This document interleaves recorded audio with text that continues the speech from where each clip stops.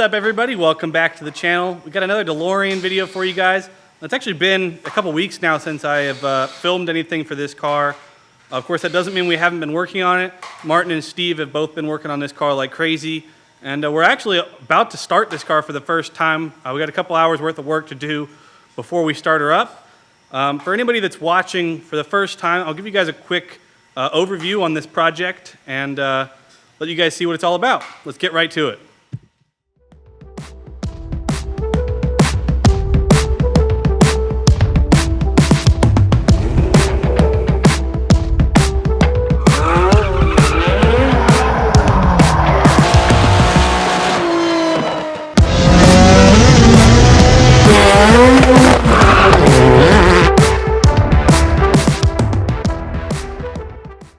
So the car is a 1982 DeLorean DMC-12 with 7,001 original miles on it. Really nice low mile example of this car. And we're doing a full resto mod, starting with the heart of the project, which is the engine that we're putting in it.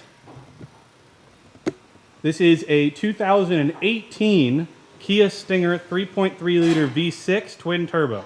Of course, we've done a number of upgrades to the actual engine itself, including blocking off the variable cam timing and doing our own custom cam timing, blocking off the direct injection and doing our own port injection intake plenum here. This is custom built in-house. We've got upgraded Garrett G25 660 turbos. We're going to be running about 9 pounds of boost. You forgot the most important thing. It has 2,000 cc injectors. It does. You can't see that. Up inside here are 2,000 cc Denso injectors. The port injection really for us is mostly about sound and simplifying the car, as well as overcoming the direct injection pump issues. Just could not pump enough fuel for the kind of power we were pushing. Not internally. On the interior, Steve has been doing a bunch of wiring lately. This car has been running DTA fast ECU. We've got our own fuse board and relay board down here. Steve's been integrating this all into the original DeLorean wiring, which is, as you can see, a bit of a mess. Other than that, though, the interior is going to be pretty much stock. Outside of the seats, we're going to be running Recaro seats that match the gray interior. Martin just finished up the seat rails for those. We're going to be putting those in a bit. One of the last parts that we had to do to get this car actually running was the water system. And Martin just got these water tanks. This is the swirl tank here, and this is a water expansion tank here. We just got those back from powder coating. We've put water into the system, and it seems to be holding just fine. I'll allow that to kind of sit as Steve finishes up his wiring that he needs to do to get to the car to the point where it can run. And in a couple hours, we'll get her started up for the very first time.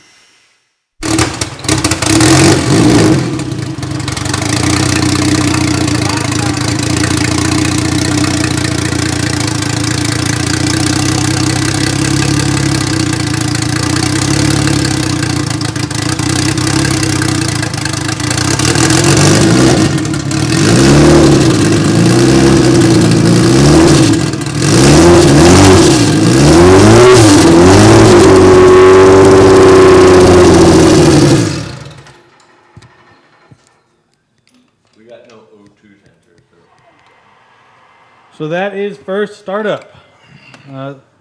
Big guy is setting up the idle control. Martin's making sure that the water system is good and making sure it's topped off. The whole thing. I want that starter. We ain't noise in it. We do have a little bit of a starter thing going on. We got to figure that out. The starter seems to only be engaged a little bit. We still have it starting, so that's good. But we will have to get the starter figured out.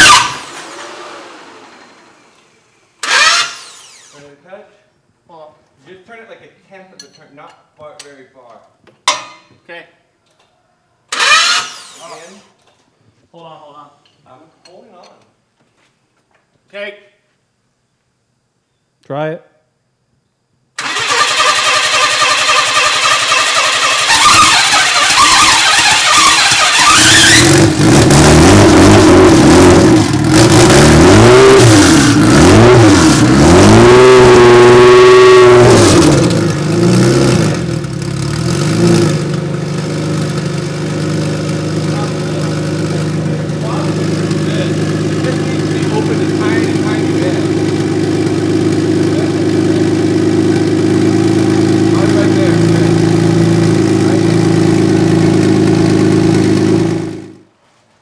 we've got it running, like I said, we do have to fix that little bit of a starter issue.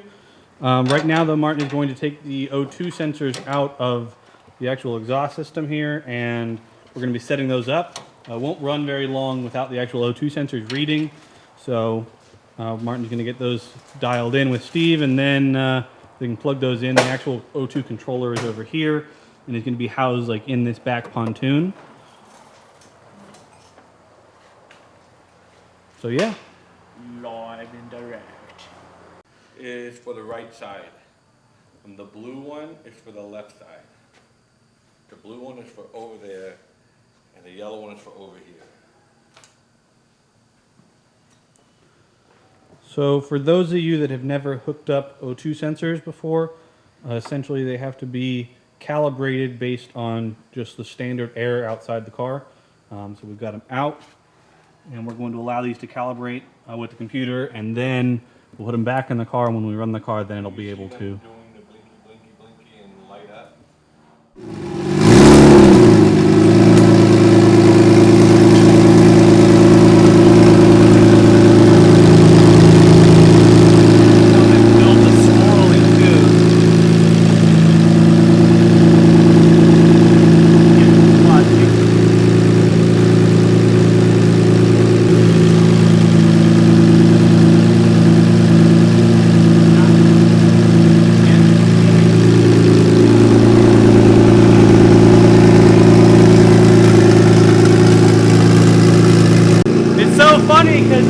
To us, this just sounds like a normal DeLorean, and in no way is that what a DeLorean is supposed to sound like. And yet, we're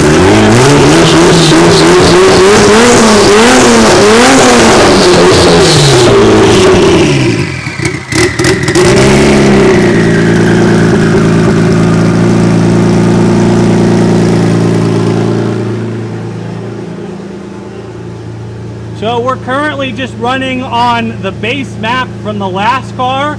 So of course there's going to be a little bit of fine tuning here and there that's going to be had to do, but just off that base map, it's running really, really good so far. So it runs. So it runs. People are happy. People are happy. Runs really good so far. Like I said, we're just using the map from the last car. It's working really good so far. Of course, we are going to have to play with transients and stuff like that. Martin is making sure that the water system has the right amount in it. We are still allowing that to kind of move to the front where the radiator is. It's actually one of the things that's kind of a pain in this car is getting all of the air out of the system and allowing, you know, everything to flow from the engine side all the way up here to the radiator, and making sure we get the bubbles out of the system throughout the entire, you know, car. It does run. It does run. It doesn't seem to be running. One thing that's definitely really cool is having our completely redesigned fuel system working, no leaks. We did have a blown fuse pretty much as soon as we started running it. Clearly the new fuel pump setup is drawing a bit more power than the last setup. So we put a bigger fuse, and it's now running all good and has good pressure, and everything seems to be good. So now that we've got it running, Steve is going to go ahead and wire up the actual radiator fans in the front. That way we can keep running it and not have it overheat. They're already wired. I just got to hook the last two little plugs on. Everything's all done.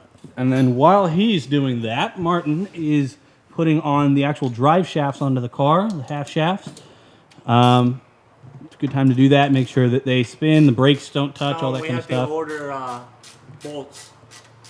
We did order bolts. That just Steve, came in. I will show you this. Ordered some blue bolts. I ordered it. Oh, really? I was wrong, guys. I was wrong. Martin ordered it.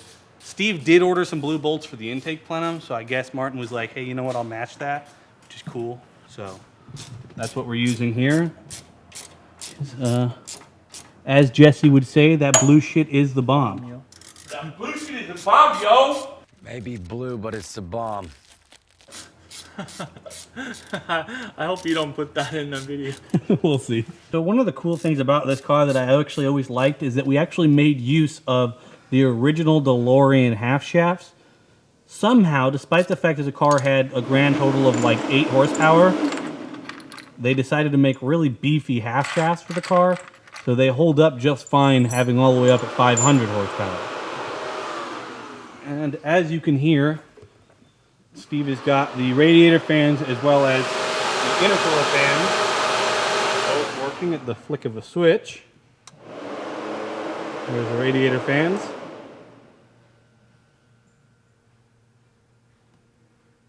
Want me to test anything else? Flamethrower?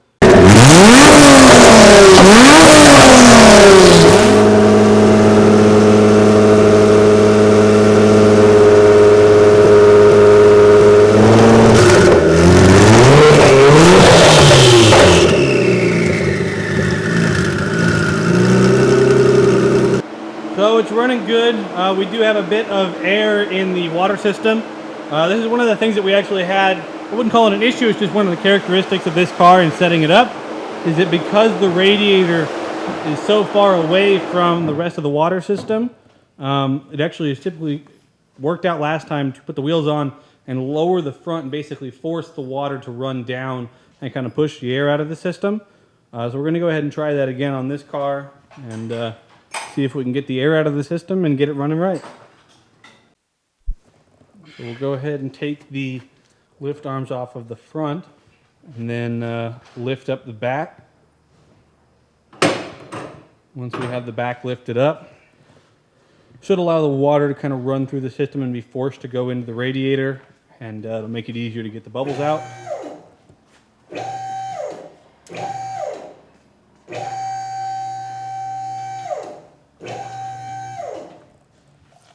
So Martin is topping it off. When the air, of course, escapes the system, water level drops.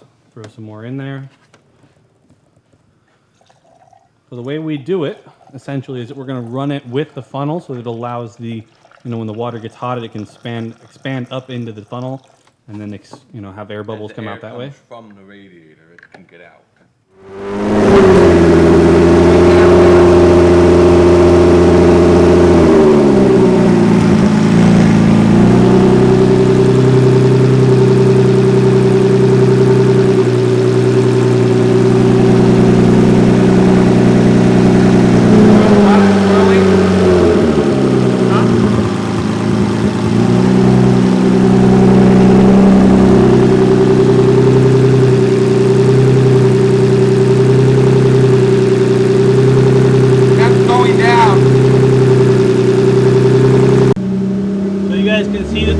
Temp is back down into the green. It was basically just starting to be in the red when we started it.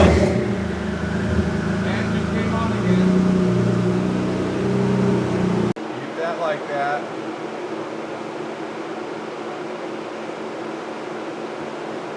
You can still feel there's just no heat coming off of the fans yet. So this is just one of the characteristics of having the radiator so far away from, the rest of your water system in the back of the car.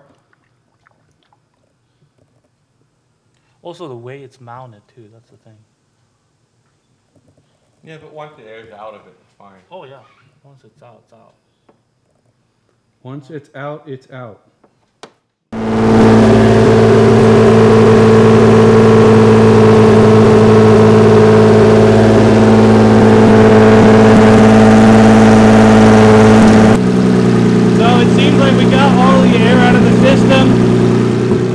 Radiator is now blowing hot air out of it as it should be, and radiator fans are coming on when they should. There you go, radiator fans just came on.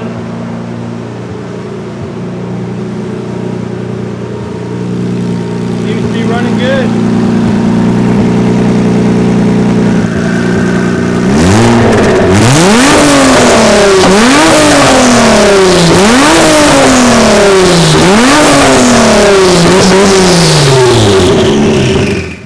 So it's running. It runs fantastic. We're super happy with how it runs. Of course, it's just running on the map from the last car. We are going to have to fine tune that, especially once we're driving it, get the transients on, off throttle, all that dialed in. We are currently done running it for today. Martin's just kind of cleaning up some stuff, overfill from the water, from getting all the air out of the system. And check everything, make sure there's no leaks, tighten anything that seems loose, all that kind of stuff, typical nuts and bolts when you first run a car. And other than that, we're going to be out. So that's it for this video. Thank you guys so much for watching, and we'll see you next time.